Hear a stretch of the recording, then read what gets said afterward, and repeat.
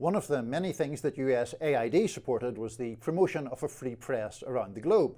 Ukraine was a massive beneficiary, with one American NGO providing support to 536 media outlets in Ukraine, training over 5,000 journalists. The funds to do that came from USAID. According to one Ukrainian press freedom group, 9 out of 10 media outlets in the country survived thanks to grants from the West, and that has allowed many outlets to hold the powerful to account.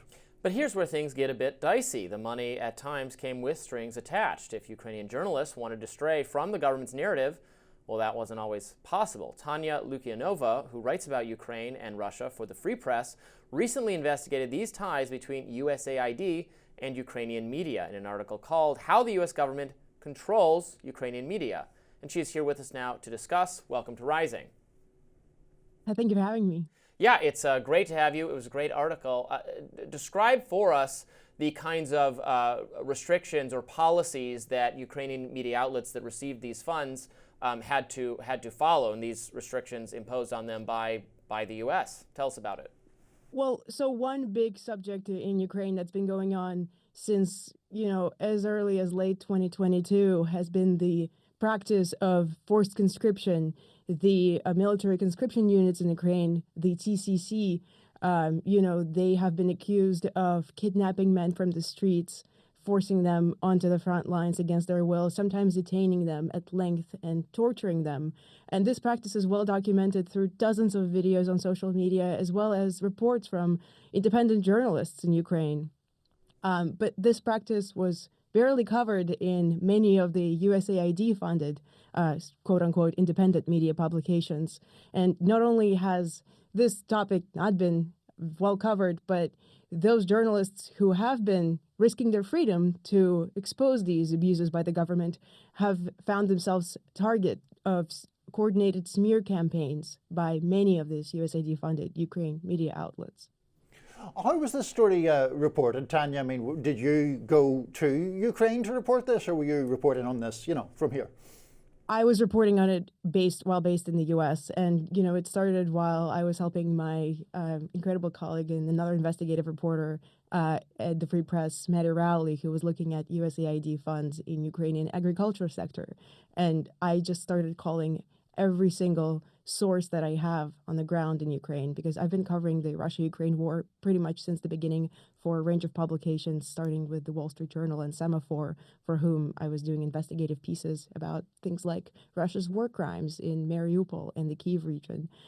So I've been covering the subject for at least 3 years now, and within that time frame, I've developed a kind of pretty big base of contacts and sources inside the country. And so I started calling everybody I know. And one of my journalist friends who's based in Ukraine, he said, I don't know anything about the agriculture sector, but you might want to talk to some of my Ukrainian journalist friends who have had firsthand experience with the USAID-funded media censorship. And USAID has come under tremendous scrutiny in recent weeks as Elon Musk and Doge have targeted some of the funding it does. I guess my question is, we are so proud of the First Amendment here in the U.S.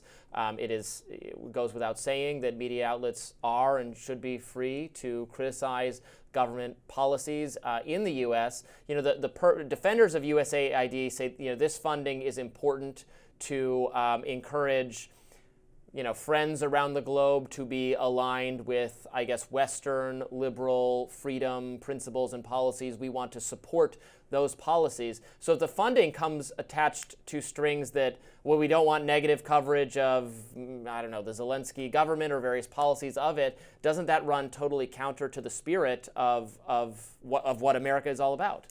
Well, that's exactly right. And I think you point to the very crux of the story. I think that the most scandalous thing to me in reporting this had been the fact that American taxpayer dollars, which were meant to explicitly fund a free press in Ukraine and foster independent journalism that is meant to hold the government accountable, was going towards not only the suppression of the truth, but also the smear campaigns against the journalists who risk their freedom to expose these government abuses.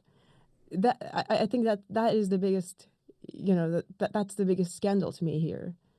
And Tanya, I just want to be clear about something in terms of the idea of there being strings attached. I guess my question is, do we think that they were funding outlets that would already have been, for example, generally reluctant to cover the forced conscription issue anyway? In other words, were they choosing outlets that might have an ideological tint that they already favored?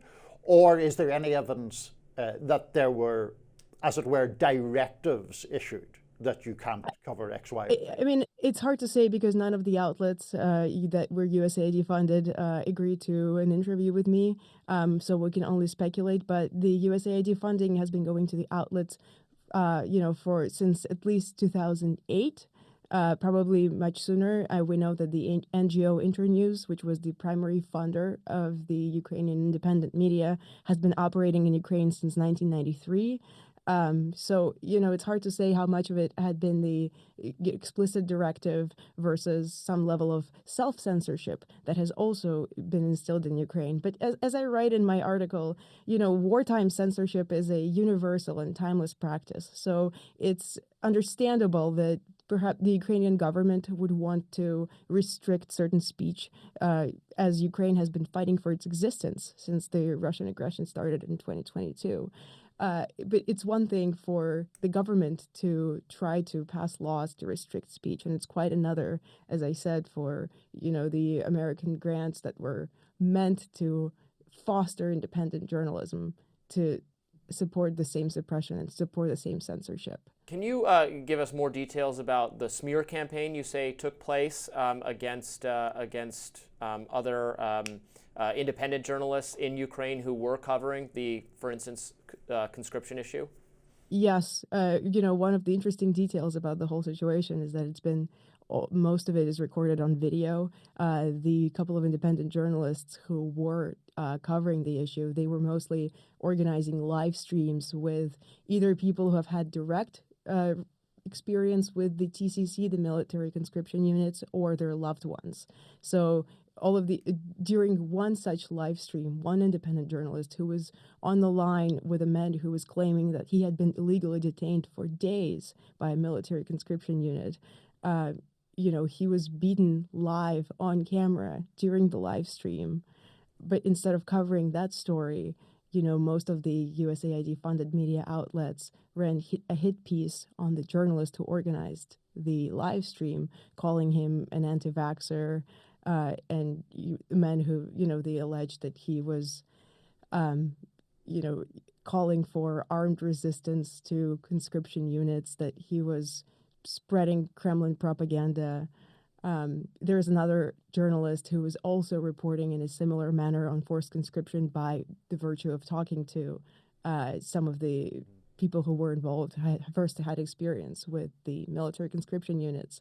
There was also a coordinated campaign against him where he said, some paragraphs on these media outlets were copied word for word. So it was clear that they were given the same memo. And not only were there campaigns organized against them, but they were arrested. One independent journalist spent 60 days under arrest before he was freed on bail by some of his supporters. The other is now awaiting trial, and he's facing up to 10 years in prison for, basically, as they claim, their biggest crime is sort of standing in the way of the Ukrainian armed forces and conscription. Tanya, sorry to cut across you, but just to fit one quick question in before we run out of time here, what's your expectation about what happens to these media outlets now, where they depend on USAID to the point that they will now become extinct, or will they be able to continue in more depleted form? Well, according to that same press freedom group that has said that 9 out of 10 media outlets in the country have relied on the Western grants to survive, they estimate that some 60% of these media outlets may go out of business.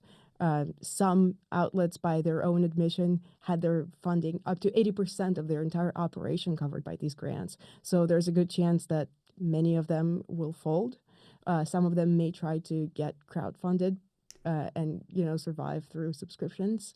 It's it's hard to say now, but it appears likely that many of these outlets will go out of business since the majority of their funding, in many cases, came from the U.S. grants. Tanya Lukyanova of the Free Press, excellent reporting. Thank you so much for joining Rising. Thank you so much for inviting me. Next up, the British are coming. What do I mean by that? I'll tell you. Stay with us.